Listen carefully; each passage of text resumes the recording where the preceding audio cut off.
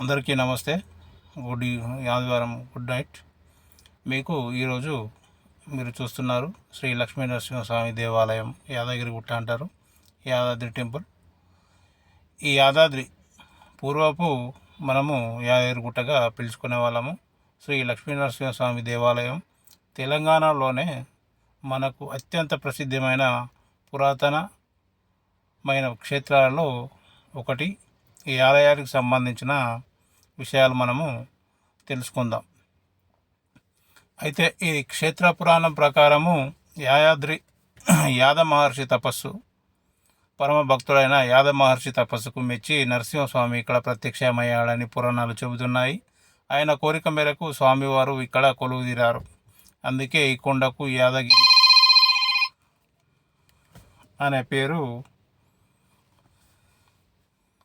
వచ్చింది. పంచనరసింహ రూపాలు ఇక్కడ స్వామివారు 5 రూపాల్లో ఉండడం జరుగుతుంది.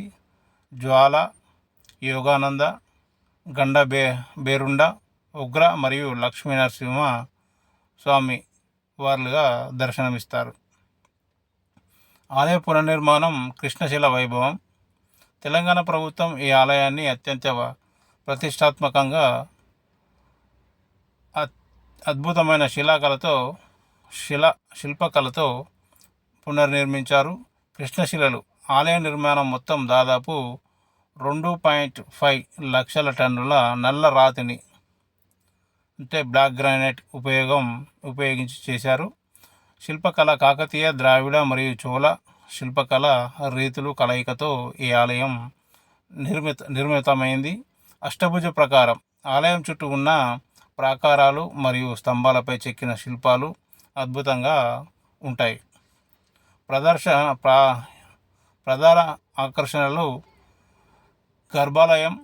స్వామివారి కొండ గుహలో స్వయంగా వెలిశారు. భక్తులు గుహలోకి వెళ్ళి స్వామివారిని దర్శించుకుంటారు. బంగారు మూలం. గర్భాలయ విమాన గోపురానికి మరియు ధ్వజస్తంభానికి భారీగా బంగారు పూతను ఉపయోగిస్తున్నారు. క్యూ లైన్లు సదుపాయం. భక్తుల సౌకర్యార్థం అత్యాధునిక క్యూ లైన్లను, ప్రసాద విక్రయశాలలు మరియు బహుళ అంతస్తుల వాహన పార్కింగ్ సౌకర్యాలు ఇచ్చట ఉన్నాయి. ఈ స్వామివారిని దర్శించుకుంటే గ్రహ దోషాలు తొలగిపోతాయని, మానసిక మరియు ఆరోగ్య సమస్యలు నయమవుతాయని భక్తుల నమ్మకం.